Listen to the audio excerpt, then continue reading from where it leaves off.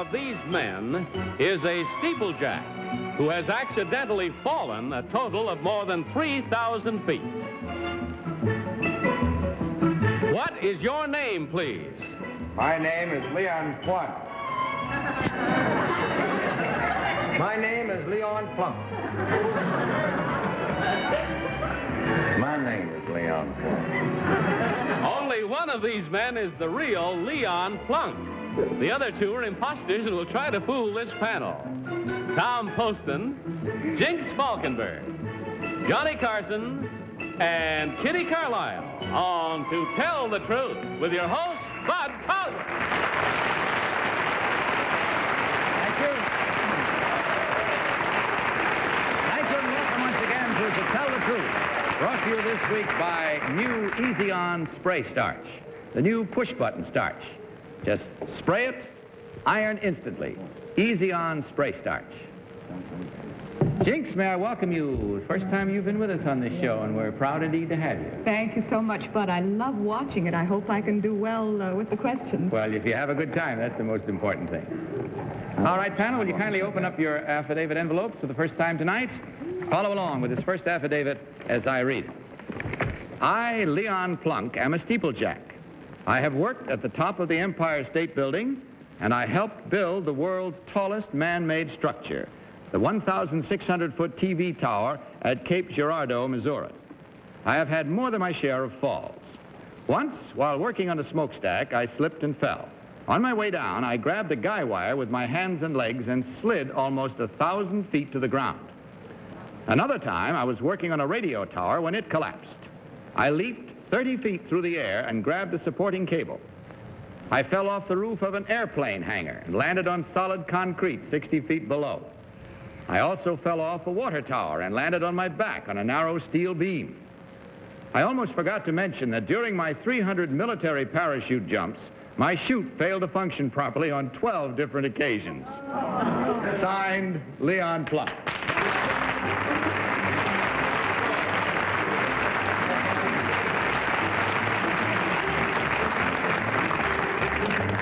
And as you heard, and as did I, these three gentlemen are all claiming to be Leon Plunk, steeplejack extraordinary. Gentlemen, are you quite comfortable and set to play our game? Quite. All right, let's begin this first round of questioning tonight with Tom Poston. Tom? Thank you, Bud.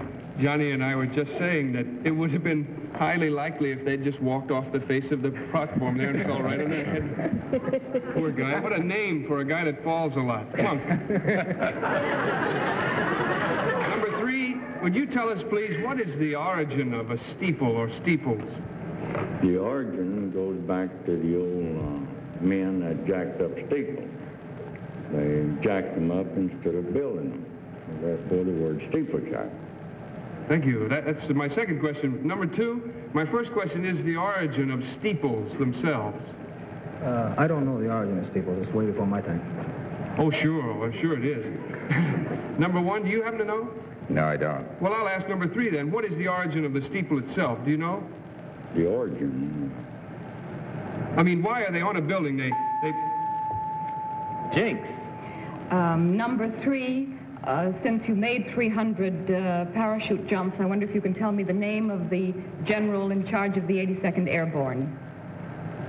I didn't understand your question, please.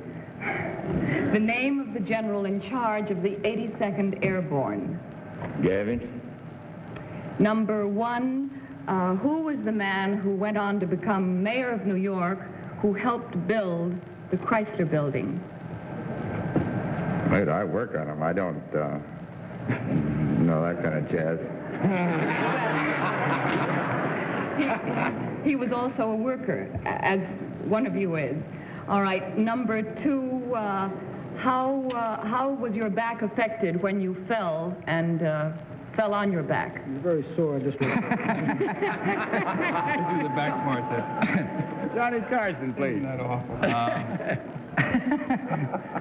Mr. Plunk, number 1, you're pretty clumsy to be in this business, aren't you? Well, I don't know. I'm alive. Yeah, well, you got a point there. Number 2, Mr. Plunk, what do you say? You're a parachutist? What do they say when you jump out of the plane? I think you're referring to Geronimo Number 3? Well, what do you say when you jump out of a plane? Geronimo. I thought it might have been who pushed. Kitty. These fellas jump voluntarily, dear, not like you would. Oh, I see. I want to know what's the origin of the steeple.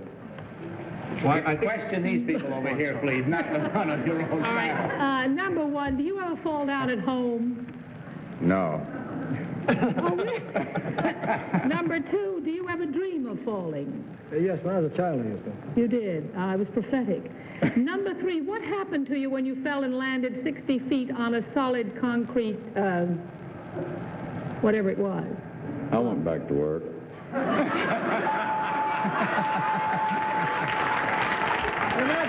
That's all the time we have. It's time now to vote, if you will, please. So let's us get back to work. Will you mark your ballots right now? No more questions, and without consultation, will you vote for number 1, number 2, or number 3? As is customary, our team of challengers will receive $250 for every incorrect vote. Take a look at this. Let's play.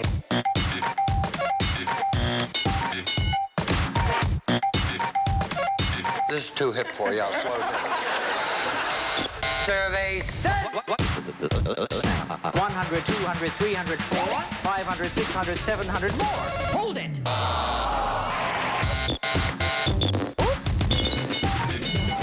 Let's play. Take a look at this beautiful convertible. A brand new car. Brand new car. A brand new automobile. Take a look at His and hers automobile. another car on the show tonight. Vintage reelin' and dealin' never goes out of style. That's yours. That car is yours. Let's make a deal. Weeknights at 8 on Buzzer. Let's play. All ballots marked. Everybody set? Tom, for whom did you vote? I voted for number 2. He has a compact, rugged look about him, although I must say that number 3's answer about going back to work after falling 60 feet to a concrete floor was... What else could he do? You know, this guy... Jinx, your vote, please.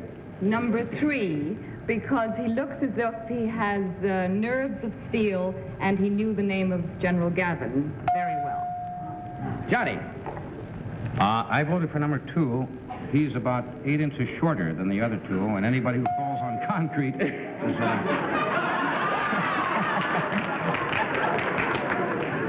ought to be a little short there. Kitty, which one did you select? I voted for number 3. I agree with you. Number 2 being short, you know, and looks like an athlete might grab these guy wires and things. But number 2 looks sort of sad, and I voted for number 3. I think he's the one. All right, there we have it. Now, with our votes in and our minds made up, we'll determine, along with you, if you're watching the show at home, we trust you are, let's see whether you guessed right, along with us, as we determine which one of these 3 gentlemen is the real steeplejack. So will the real Leon Plunk please stand up? Number 1. Oh, come on.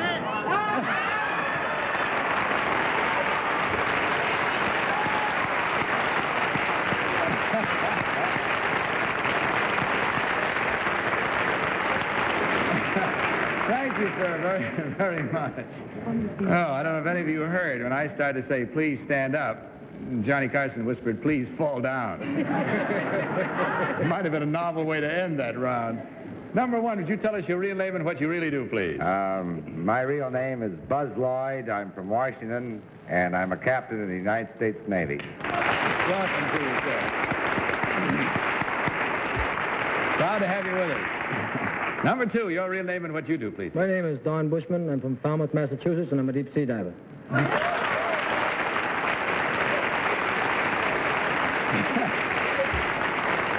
Well, we check up on the score, and we find that there was 2 and 2. There were 2 for and 2 again, so to speak. In other words, there were 2 incorrect votes at $250 each, which means for you gentlemen a total of $500 to spread among you, which I trust will make you realize you've had a pleasant evening. We certainly have. We've enjoyed it immensely, and we thank you for sharing it with us. Also, you will receive a package of fine products from the makers of Easy on Starch, and we thank you again. Good night. Good luck to you all.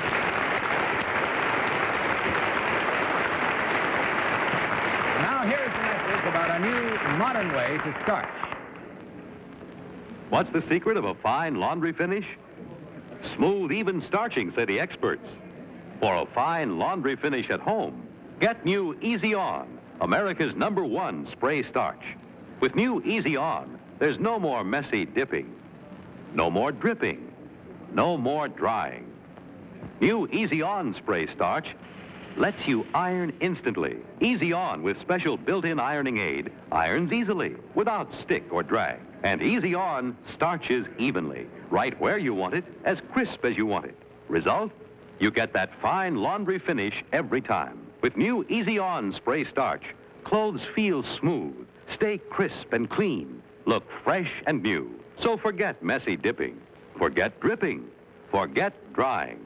Next time you starch, get a fine laundry finish at home with new Easy On, America's #1 spray starch. All right, panel, may I introduce our next team of challengers?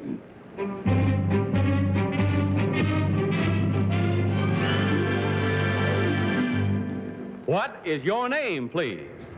My name is Kathy Kussner. My name is Kathy Kussner. My name is Kathy Kussner. Well, you've had a look. Now follow along with the affidavit, if you will, please, panel. I, Kathy Kussner, have been riding horses since I was 10 years old. I set the current American women's high jump record by taking a horse over a 7-foot 3-inch fence. For the second year in a row, I am the United States Women's Steeplechase Champion. Last year, I was named Horsewoman of the Year. I am the only woman member of the United States Equestrian Team, which is currently competing against some of the top riders in the world at Madison Square Garden here in New York. Signed, Kathy Kussner. Very well, panel, you've heard these three charming ladies, all claiming to be Kathy Kussner, outstanding horsewoman. And let's begin this cross-examination with Jinx Falkenberg. Jinx? Number 3, how many men are on your team? 3. Who won, number 2, who won the opening event at Madison Square Garden? The Argentinians. Number 1, how do you train? How long do you train in order to be able to make a 7-foot 3 jump? Well, I've been riding since I was 10 years old. Yes, but how long did you have to train to get over that high a jump? Well, this was unintentional. I was not I was not going for the championship, you know. All right. Number 2, would you describe the official apparel that one must wear in a show as at Madison Square Garden? Well, on the team, we wear our pink coats and riding breeches, black boots. You have to have several other things to go along with that. Johnny. Number 1, you say the jump wasn't intentional? Well, I mean, you just... I hope to get over it. But I was not after a record. You know, I was jumping against a man, and we're not jumping really for a record, and it turned out that we broke the record. Oh, I see. Number 2, who won the last year? What country won the... Oh, it's the Canadians. The Canadians? Number 3, who won last year? The United States. Number 1, who was the horseman? You were the horsewoman? Is that the terminology? Yes, you were the horsewoman. Who won the men's counter? Well, Bill Steinkraus was, as far as I know, he still is. Bill Steinkraus. Kitty. Bill Steinkraus. Number 3, what was the name of the trophy that was won by the Argentinians? I don't know. Number 2, do you know the name of the trophy? The Democratic Trophy. Number 1, what was the name of the trophy? The Democratic Trophy. And you know the name of the gentleman who accepted the cup? Kennedy. 3. Dr. Aram Beatty. Dr. who? Aram Beatty. Can you tell me, number 2, when you set a horse at a jump, how do you hold the reins? Well, you generally keep the feel of the horse's mouth and give them their head. Number 1, have you ever hunted in England? No, I have not. Tom. Thank you, Bud. Number 3, may I ask, I've seen jumpers, and occasionally I will see that jumper the rider will hold his head on the side of the horse's neck when going over a jump. Is this good form? Not particularly. It's more desirable than sitting straight up going over the fence, but it's not really good form. Number one, what is the purpose for that posture? Well, because if you get behind the horse, you'll put a tremendous amount of weight on his rear, which is very difficult for him to jump. All right, there we are now. And without placing too much weight on any part of your anatomy, suppose you bear down on your pencils, on your ballots, and vote right now, if you will, please. Without consultation, mark your ballots for number 1, number 2, or number 3. Need your lawn mowed? There's a whammy for that. Want to walk the dog? There's a whammy for that.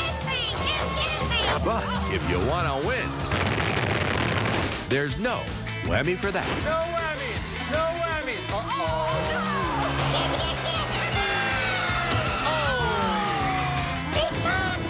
Pesky little critters. Press your luck. Weekdays at 1 on Buzzer. Let's play. Hi, I'm Mark Wahlberg, host of Let's Make a Deal Live. If you're a fan of crazy costumes, zany zonks, and great prizes, then I've got a deal for you. We're coming to your hometown with lots of cash, loads of laughs, and big, big deals. If you like us on TV, you will love us on stage. Let's Make a Deal Live. Get your tickets now. Run. No, seriously, go. We're waiting for you. For ticket information, go to lmadlive.com. All set, all ballots marked. Tom, which one did you select this trip? I selected number 3. She has a wonderful, as a matter of fact, these 3 ladies all have wonderful looks about them, and I think they could easily be. It was wonderful when number 3 corrected number 2. I'm sorry that I didn't ask number 1 the same question, because knowing Willie Stein, we would have gotten a 3rd answer, and that always makes it more fun for us, even if it is harder. I voted for number 3. Jinx. Well, but I voted for number 2 because, hope you'll excuse... Will you forgive me if I say she seemed to have the reins in her hand? Oh, yes, she did indeed. All right, Johnny, your choice. I was trying to see if any of them had bow legs when they were standing up there. I guess that is not a clue anymore, is it? I didn't forgive Jinx yet, John. I voted for number 1. Because... Kitty. Well, I voted for number 3 because when number 1 said that she said you shouldn't sit back on the back of the horse when you're jumping, number 3 sort of giggled as if this was not exactly true. And she corrected number 2, which means that number 2 could not have been the one. Because she was 2. All righty, let's let that reasoning sit right there. And let's get to the business of finding out whether we're right or wrong in our choices as we learn the actual identity of which one of these is the real equestrienne and a member of the equestrian team for the United States. Will the real Kathy Kutzner please stand up?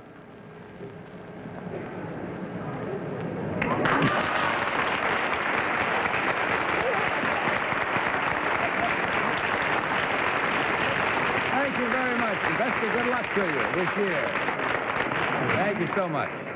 All right, let's find out about the others now. Who's what and where we are. Number 1, would you tell us your real name and what you really do, please? Well, my name's Terry Flanagan, and I work for a medical research institute. Thank you. Now, I'm going to tell you who number 2 is myself. Oh. This pretty young lady happens to be production assistant on my daytime show. Number, please. Her name is Minnie Ballantyne, and she's a wonderful gal.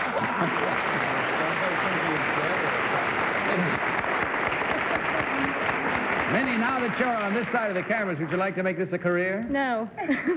You know, of course, there's not a boyfriend you have who's ever going to trust you again. Oh, well. I give her a little bit of pause. Thanks again, ladies, for being with us. And checking the score, we find there were, again, 2 right, 2 wrong, which means that $250 each. 2 wrong means a total of $500 from Easy On, and a gift package of fine products from the makers of Easy On as well. Hope you had fun being with us. We enjoyed having you here. Good night. Good luck to you. Kathy Kestner has requested that we donate her share of the winnings to the United States Equestrian Team, and this will be done. And now here's a word about a fine product to relieve arthritis pains for hours. Heat. Arthritis or rheumatism's minor pain, no matter how hard you rub, no salve, no liniment penetrates into muscles, joints, bones. Now get immediate relief, hours of relief. Get Heat. Heat works the only counter-irritation way doctors everywhere accept. Brush on Heat. Immediately, heat penetrates into your skin, replaces such pain arising from deep inside with soothing warmth. Relief lasts for hours. For arthritis or rheumatism's minor pain, get immediate relief. Get Heat. And now a word about Dristan tablets. Man, my sinuses are jumping in this cold. Haven't you heard about Dristan? Dristan, with the decongestant most prescribed by doctors, does a lot more for you. This revolutionary 3-layer tablet acts directly on critical areas of cold's infection, helps drain all 8 sinuses, shrinks swollen membranes, promotes sinus drainage. Now, congestion, pressure, pain relieved, free breathing restored. There's nothing like Dristan decongestant tablets. Rayburn. Hello there. Dawson. Survey's done. The Sass. I don't mind your shedding tears of joy, but you're crying on my new suit. The Class. Gonna watch the telly tonight, are you? The Long Mike. That is absolutely correct. The Longer Kiss. I've gotten aroused. 2 originals, 2 hours. The lunatics have taken over the asylum, folks. Match Game and Family Feud together again. Weekdays at 10, only on Buzzer. You said it very well. Let's play. Weekdays are great days for great action. He's having a great time with you, Dave. We're going to have a great contest. Great excitement. Isn't that great? It looks great. You get great answers. I've been great. I'm thrilled to be here. Great fun. All-time great. Great matchups. Great. Great. Great. Great. It's a great way to spend the day. Isn't that a great deal? Great. Great. Greater. Greatest. Very nice indeed. We're having a great time. Daytime Buzz. It's great. Weekdays starting at 10, only on Buzzer. Let's play. Now, panel, let's meet our third team of challengers.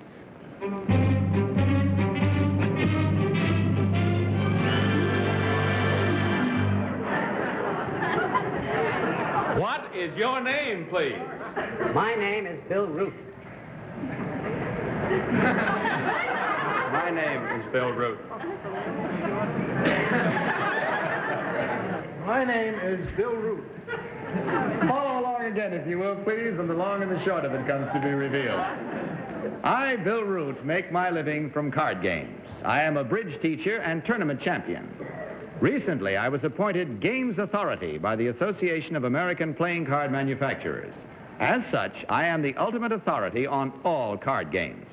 I establish and interpret the rules and settle any disputes that arise from them.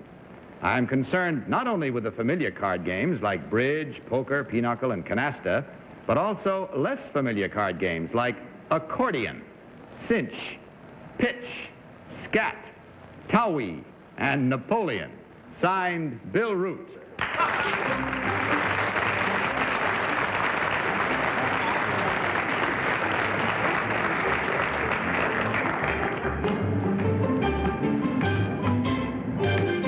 Set and comfortable, gentlemen? Very well, let's proceed then, and we'll ask this game to start with Kitty Carlisle. Thank you, Bud. Number 1, what is Oklahoma a form of? It's the family of the gin rummy games. Number 2, can you tell me Mr. Culbertson's wife's name? Yes, Josephine. Number 3, where does Oswald Jacoby live now? He lives in New York now. Number 1, where is the Regency Club? The Regency Club is situated on 67th Street. They have a building. It's a bridge club. Number 2, do the Regency rules maintain in canasta? Yes. Thank you. Thank you, Bud. I better get my question out. Number 2, could you tell me the difference between the rules for blackjack between the house game and, say, a friendly game or the barracks type, which I'm familiar with? Yes. In the home game, for one thing, there is no push. The dealer wins, and the deal rotates. In the casino game, they have one dealer, and you bet against the dealer, and a tie is what they call a push. Nobody wins, nobody loses. Thank you. Number 3, what's 52 pickup? Do you know that game? That's a children's game. Funny, I played it in the barracks, too. I wonder what war I was in. Jinx Falkenberg. All right, number 1, what is Boris's, the great bridge player's, last name? Number 3, do you know his last name? No, I don't. Number 2, do you? Boris with a bridge player. Boris, that plays at the bridge club all the time. There is a Boris Koichu, a Boris Raymond. All right, number 1, can you explain very simply and quickly the new Stamen system? The new Stamen system. All right, number 3, what is... pistol system? What's the new system I've just learned? Number 3, what is the penalty if you renege in bridge? If you renege, you get a penalty card. The card becomes a penalty card, and it must be played at the first opportunity. I'm talking about bridge. Yes. Oh, okay. Johnny. Number 2, if you open with a 3 no-trump bid as the opener, would your partner who had bid 2 spades but holds less than 12 points, would he double or pass? You have to come in. If my partner had less than 12 points. I don't even know what I asked. What did I... Number 1, who's John Scarney? John Scarney is a man who watches that other people don't cheat. Number 3, what's a stripper deck? A strip deck is a deck that has been shaved down on the sides to indicate high cards. That's all the time we have. We stopped right there and got our pencils ready to mark our cards. Will you please do so right away and get your ballots marked without consultation, voting as you do for number 1, number 2, or number 3. Next, think your job is weird? Just wait until you hear these career choices on What's My Line. Then keeping a secret is impossible with this panel. It's I've Got a Secret. Stay tuned. Match game followed by Tattletales, a perfectly matched pair. You're not fooling around with pussycats up here, folks. Oh, we're ready. Starting weeknights at 9 on Buzzer. All ballots marked so soon, so quickly? Okay, Tom, which one this time? I voted for number 2. I thought he answered the questions rather well. For you, Tom. Jinx, what is your choice this time? I, too, voted for number 2 because he has long, agile fingers that look as though they can manipulate cards with great dexterity, and he knew Boris's last name. Johnny. Well, number 1 knew John Scarney, and number 3 knew a stripper deck, but from standing up there, I'm going to vote for number 2, Mr. Root, because his roots go down a long way. Up a long way. Kitty. I voted for number 2. There are no penalty cards in bridge, and also Mr. Jacoby, I think, lives in Texas, and number 1 said that Oklahoma is a form of gin. I think it's a form of canasta, and so I voted for number 2. All right, there we have it. Unanimity right down the line. All voting for number 2. Let's see how right or wrong we may be. As we learn which one of these gentlemen is the real card expert and authority extraordinary. So, will the real Bill Root please stand up?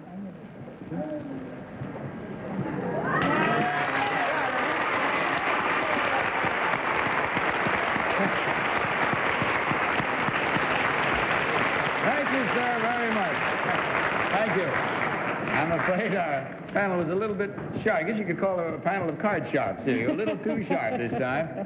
However, we'll find out about the other 2 before we go on to finding out what the score is going to be, although it's quite evident. Number 1, your real name, please, and what you really do. My name is Rod Rogers, and I sell stamps for collectors. I've never played bridge in my life.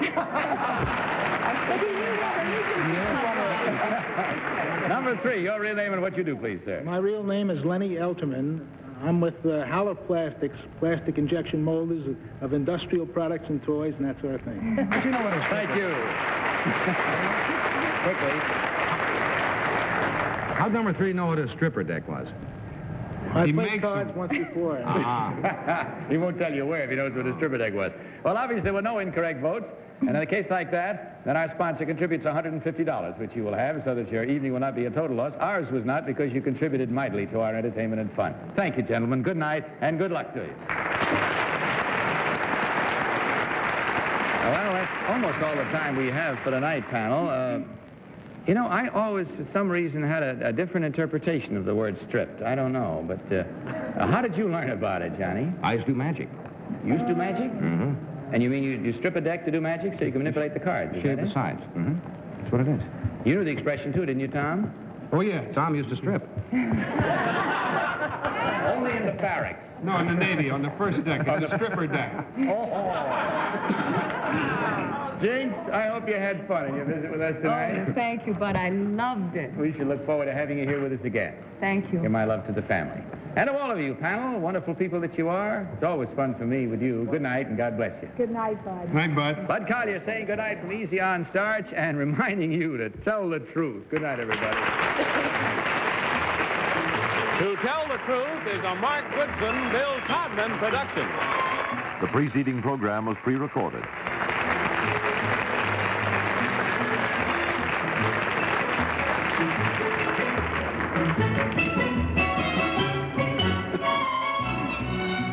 To Tell the Truth has been brought to you tonight by Concentrated Heat Liquid, the liniment to relieve minor rheumatism, arthritis, or backache pain for hours.